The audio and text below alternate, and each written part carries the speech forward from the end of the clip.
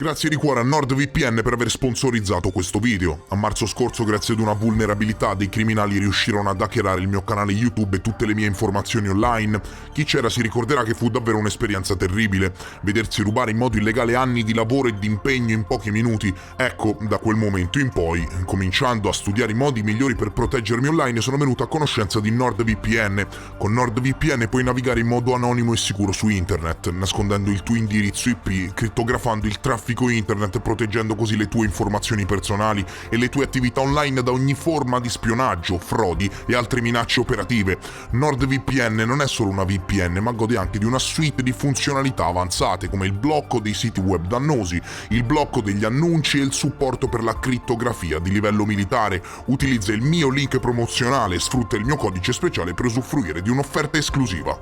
Pensa a tutto quello che ti piace fare online, guardare i tuoi film preferiti, fare shopping, approfittare di wifi gratis mentre fai colazione. Devi sapere che, specie quando ti connetti alle reti wifi pubbliche, i tuoi dati personali vengono messi drasticamente a rischio, come la tua sicurezza online. In un mondo di squali hai bisogno di una protezione, di una bolla che riesca a bloccare le minacce informatiche, e NordVPN è ciò che fa il caso tuo. Questo servizio, il più veloce ed efficiente al mondo grazie all'innovativo sistema NordLynx, garantisce diversi tipi di protezione dei dati, tra cui confidenzialità, integrità, autenticazione, protezione dagli attacchi informatici, dal tuo provider di servizi internet che guarda cosa fai online, a vere e proprie falle nel tuo ecosistema virtuale. NordVPN ti protegge da un mondo di insidie. Clicca il link in descrizione, utilizza il mio codice promozionale e accedi all'offerta esclusiva senza rischi con la politica 30 giorni soddisfatti o rimborsati.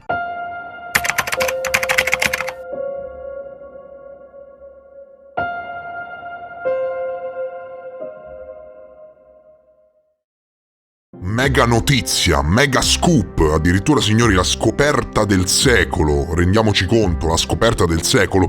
È stato scoperto un corridoio segreto all'interno dell'immensa piramide di Cheope in Egitto. La rivelazione è avvenuta grazie alla tecnologia, attraverso determinati raggi cosmici, la fotografia muonica di cui ci parlava il carissimo Prof Malanga nell'ultimo video che abbiamo realizzato insieme. Ebbene, la scoperta del secolo, quando in realtà noi altri, grazie al lavoro del Prof Malanga, sapevamo già di questi corridoi segreti 6 mesi fa. I famosi complottisti, no, le ricerche che addirittura sono state etichettate da qualche debunker furbetto poco tempo fa che parlava di Malanga come di poco conto e non riconosciute dalla comunità scientifica. No. Intanto la pubblicazione sulla rivista Remote Sensing di Malanga e Filippo Biondi ha anticipato tutta una serie di determinate scoperte non convenzionali avvenute all'interno della piramide di Cheope. Ecco, lo vedete questo ometto qui, colluso con il governo egiziano? Lui è Zahi Hawass, ex ministro delle antichità dell'Egitto e attualmente segretario generale del Consiglio Supremo delle Antichità Egiziane. Ecco, è lui, proprio lui, che decide cosa può essere definita scoperta o meno quando si parla di antichità egizie. Tutto il mondo è paese, no? Ne ha parlato tutto il mondo, dalla BBC ai nostri giornali nazionali. La scoperta è stata fatta passare come qualcosa di assolutamente inedito, quando questa pubblicazione scientifica porta all'attenzione della comunità accademica mondiale un aspetto molto più vasto e assolutamente impressionante rispetto al corridoio rinvenuto di recente. Tutti gli aspetti di questa pubblicazione scientifica sono state chiarite dal Prof Malanga nel video che abbiamo fatto insieme qualche mese fa. Un team di scienziati del progetto Scan Pyramids è stato in grado di rilevare i cambiamenti di densità all'interno della piramide, analizzando come è stata penetrata dai muoni, che sono sottoprodotti dei raggi cosmici, che sono solo parzialmente assorbiti dalla pietra.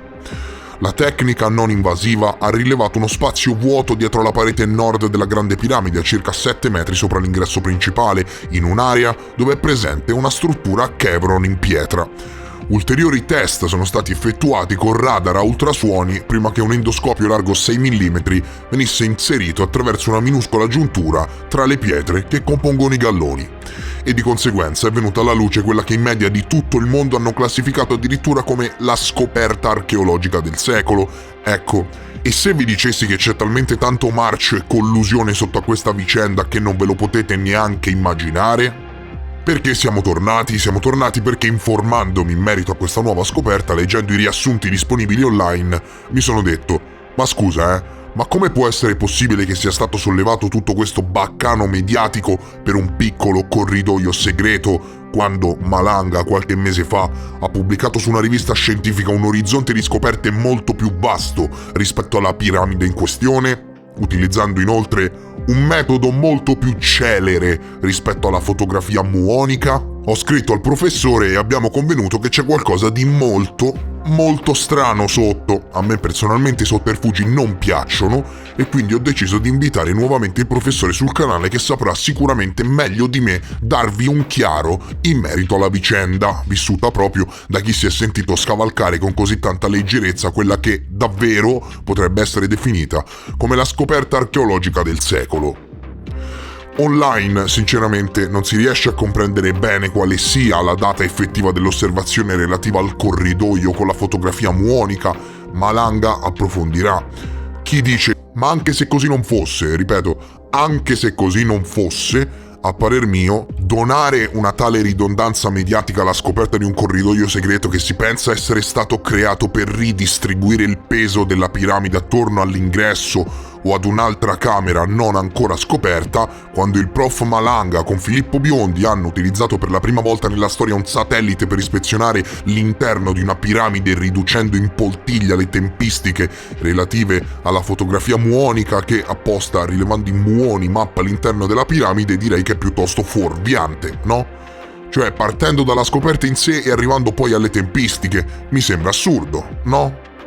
È come dare spazio mediatico a qualcuno che ha scoperto le equazioni quando 6 mesi prima magari Einstein ha completato la relatività.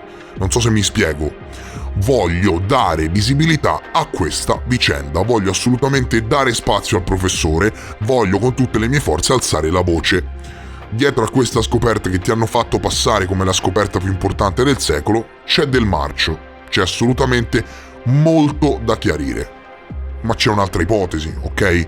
C'è un'altra ipotesi, a parer mio, molto valida, ossia che il prof e il suo team hanno bruciato sul tempo chi già magari ci lavorava da anni. Magari questi, senza pubblicare niente, ci stavano già lavorando e con il radar ad apertura sintetica sono riusciti a bruciare sul tempo chi già ci lavorava, pubblicando in pochissimo tempo un lavoro che magari con la fotografia muonica ci stava mettendo anni per essere completato. Non so se mi seguite. Mi seguite? Sia come sia, di pensieri sinceramente ne ho fatti molti. Zahi Hawass non ha scoperto niente e le scoperte relative al corridoio sono state largamente anticipate, largamente portate all'attenzione del pubblico da Malanga molto prima che la notizia uscisse. E arrivati a questo punto non possiamo far altro che ascoltare il diretto interessato. Grazie al prof Malanga per la sua gentilezza e disponibilità. E noi altri ci vediamo alla fine per i saluti.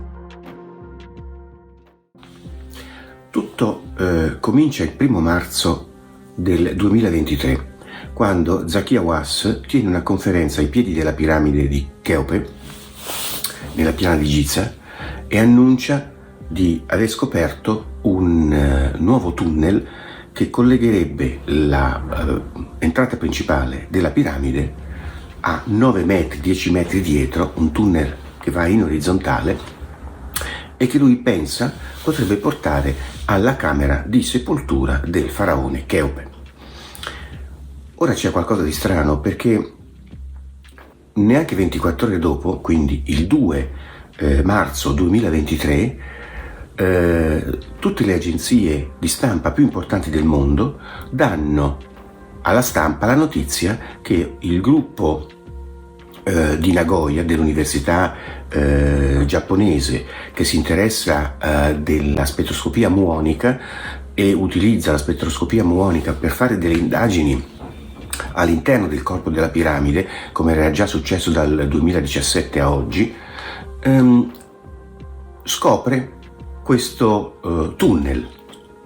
E io mi chiedo, e fa una pubblicazione, una peer review, cioè un preprint, mette a disposizione i dati che ancora non sono stati valutati dalla comunità scientifica.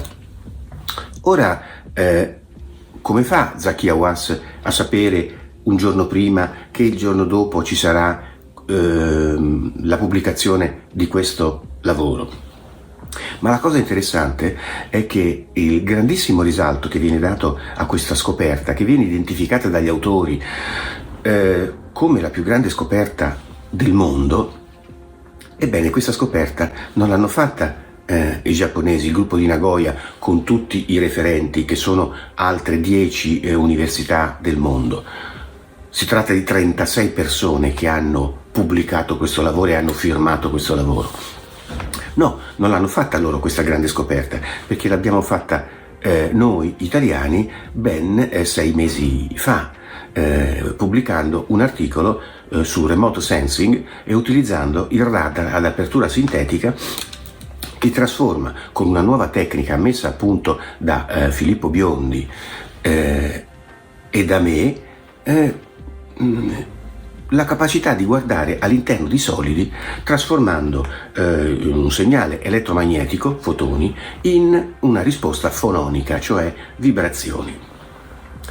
La cosa interessante e strana è che 36 autori di questa rivista, di questo articolo, non si sono presi la briga di vedere che noi 6 mesi prima, noi italiani, avevamo fatto la stessa grande scoperta. Non solo avevamo fatto quella scoperta, ma avevamo scoperto il 95% in più di tutta la struttura all'interno della piramide di Cheope, che ovviamente a Nagoya non sanno neanche che cos'è. Com'è possibile, dico io, che 36 scienziati non abbiano saputo fare bibliografia e non ci abbiano minimamente citato nel loro lavoro? Com'è possibile che loro si accaparrino si attribuiscano la scoperta di questo nuovo corridoio che noi conoscevamo già benissimo da almeno 6 mesi? C'è qualcosa di strano. Quando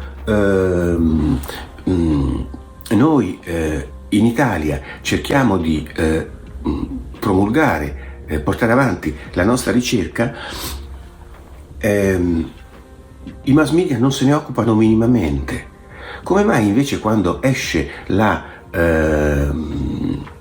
notizia di questa nuova scoperta, immediatamente, nel giro di pochi secondi, oserei dire, questo è molto strano, tutte le agenzie di stampa battono la notizia? Com'è possibile che i giornalisti scientifici che si interessano di queste cose, nel giro di pochi secondi dall'uscita di questo lavoro sulla rete, abbiano già pronto il pezzo da mandare fuori? C'è qualche cosa di molto strano.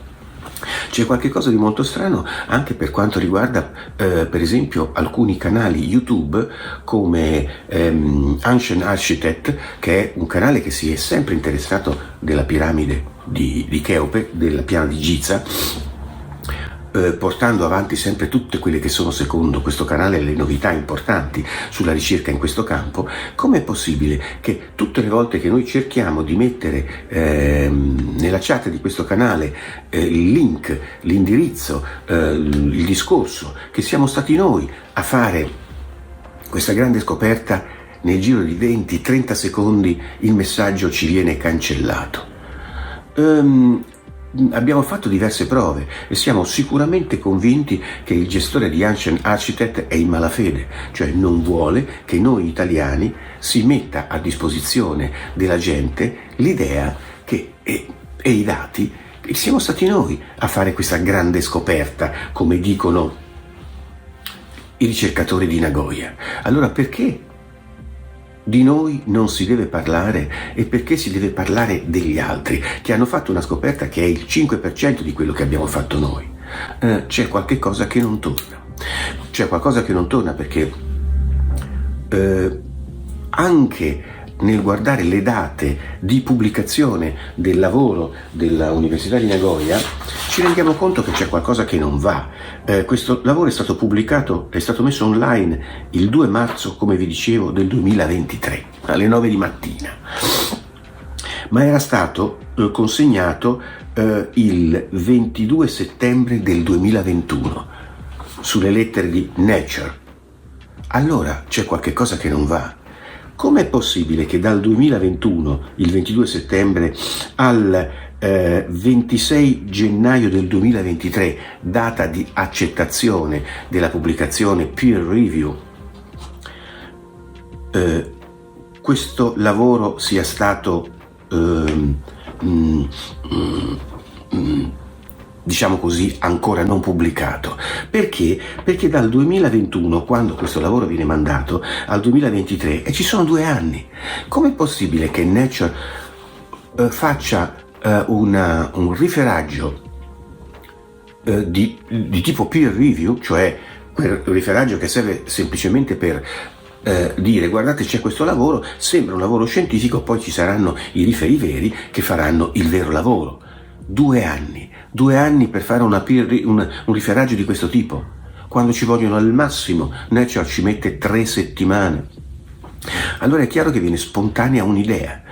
Il lavoro che è stato pubblicato il 2 marzo del 2023 è arrivato molto recentemente a Nature, ma qualcuno deve aver chiesto a Nature di predatare la consegna del manoscritto, così da far credere alla gente che sono i giapponesi ad avere per la prima volta posto l'attenzione su questo ipotetico buco che ci sarebbe dietro all'entrata della piramide di Cheope.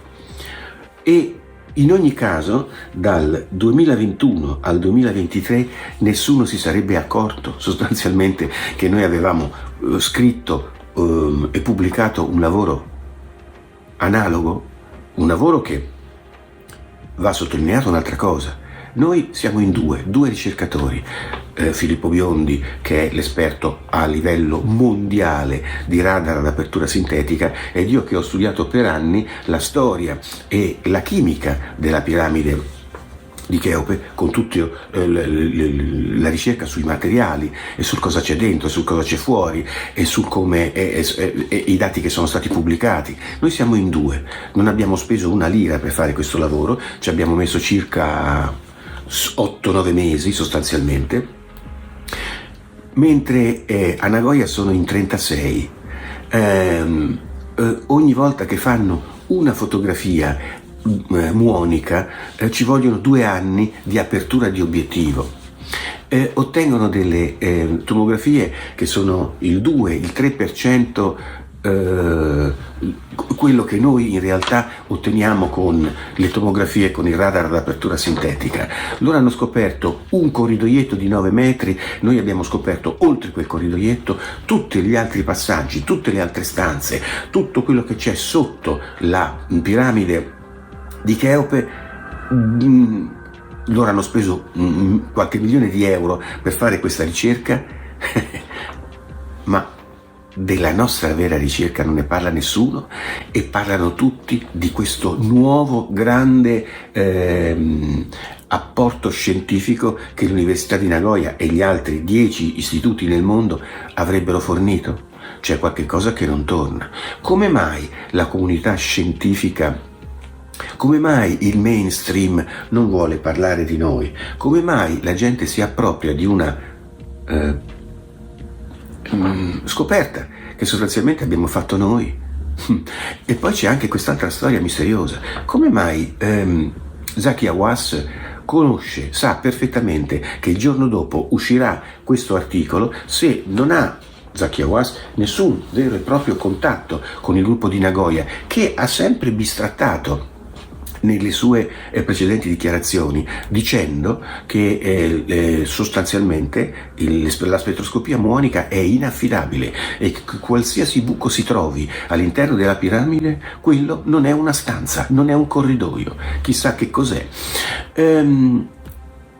Invece il 1 marzo Zaki Hawass nella conferenza stampa si appropria di una scoperta che non ha fatto lui, non avrebbe fatto lui, semmai l'avrebbe fatto il gruppo di Nagoya. Il gruppo di Nagoya si appropria invece si attribuisce la paternità della scoperta che invece abbiamo fatto noi, pubblicandola 6 mesi prima. Cioè, dove sta qui la deontologia scientifica? Che cosa sta succedendo? Non sarà perché a pensarla male poi ci si guadagna sempre, non sarà che il nostro lavoro, che è uscito diversi mesi fa, ha provocato un tremendo terremoto nella comunità scientifica che si interessa della piramide di Cheope, un tremendo terremoto nella comunità degli storici che sono costretti dopo il nostro lavoro a rivedere tutta la storia del pianeta. Non sarà che qualcuno è voluto correre ai ripari, tentando disperatamente di creare un battage pubblicitario che facesse ritornare la fiducia negli investitori che devono oggi pagare i soldi della ricerca di Nagoya, mentre la nostra in realtà non ha nessun costo, affossando così la nostra, che è la vera ed unica ricerca scientifica seria sulla piramide di Cheope, attualmente presente sul mercato ed efficace come mezzi e metodi. In questa situazione ecco che una figura losca come Zaki Hawass si butta a pesce e cerca lui di rifarsi una verginità, sapendo che sostanzialmente io sto per denunciare lo stesso Zaki Hawass in una prossima conferenza, facendo vedere tutte le manipolazioni che ha fatto nel tempo sul grande monumento della piramide di Cheope, manipolandolo, cosa che non si può fare, modificandone la struttura. E quello che noi abbiamo scoperto, infatti, sia con il radar d'apertura sintetica che con le nostre ricerche collaterali, va oltre la storia, va oltre la scienza. Il radar ad apertura sintetica viene utilizzato con una tecnica che non conosceva nessuno nel mondo. Noi siamo stati i primi ad utilizzare questa tecnica e nessuno oggi, senza il nostro know-how, è in grado di riprodurre i dati scientifici. Evidentemente a qualcuno questa ricerca non garba e qualcuno sta cercando di far sparire il nome di Malanga e il nome di Filippo Biondi da questa era storica, ma per quanto mi riguarda non ci riuscirà. Qualcosa ancora una volta di molto losco sta tentando di manipolare quella parte di consapevolezza e di coscienza popolare che così potrebbe credere ancora una volta che sono stati i giapponesi a scoprire qualche cosa, gli altri, mentre questa volta, come a molte altre volte, ancora nella storia, si rivela che sono gli italiani che sono riusciti a portare avanti la ricerca. E guardate che gli italiani, lo ricordo, sono la terza potenza mondiale che ha messo in orbita un satellite. Prima sono stati i russi con lo Sputnik, poi gli americani e poi gli italiani con la piattaforma di Malindi e il gruppo del generale Broglio. Quindi cerchiamo di ricordare che insomma noi non siamo proprio l'ultima ruota del carro nel mondo da un punto di vista scientifico, anzi siamo coloro che nella storia, e questo lo dico senza problemi, nella storia siamo i numeri uno della ricerca nel mondo, i numeri uno nella storia, da Galileo a Leonardo, a Pacinotti, a tutti coloro che hanno costruito la vera e propria scienza, a Fibonacci, pensate, e come sempre qualcuno, soprattutto nel mondo anglosassone, vuol fare ancora finta di niente. La verità viene sempre a galla, non c'è detto più veritiero, signori. Come fai a dire non è vero di fronte alla pubblicazione scientifica stessa chiaramente datata? Come potevano pensare che il prof non alzasse un polverone online per quanto riguarda questa vicenda? Vi dico, voi altri adesso che cosa dovete fare? Voi altri adesso dovete condividere il video ovunque e divulgare i dettagli della faccenda. Ditelo a tutti che la grande scoperta del secolo, tanto pubblicizzata dal colluso Hawass, è stata la scoperta archeologica più rubata del secolo. E se c'è qualcosa che non ti torna, ti consiglio di guardare nuovamente il video fino alla fine con più attenzione. Chi ha seguito le scoperte di Malanga negli ultimi anni per quanto riguarda la piramide sarà sicuramente rimasto colpito dalla notizia relativa al corridoio e mi chiedo, possibile che non se ne parli? Per oggi signori è tutto, vediamo come si evolve la questione, vediamo se ci sarà nuovamente bisogno di ritornarci sopra. Mi raccomando, spostati nella sezione commenti e fammi sapere che cosa ne pensi. Ringrazio ancora il prof Malanga per essere passato e io vi rimando al prossimo episodio. Adieu!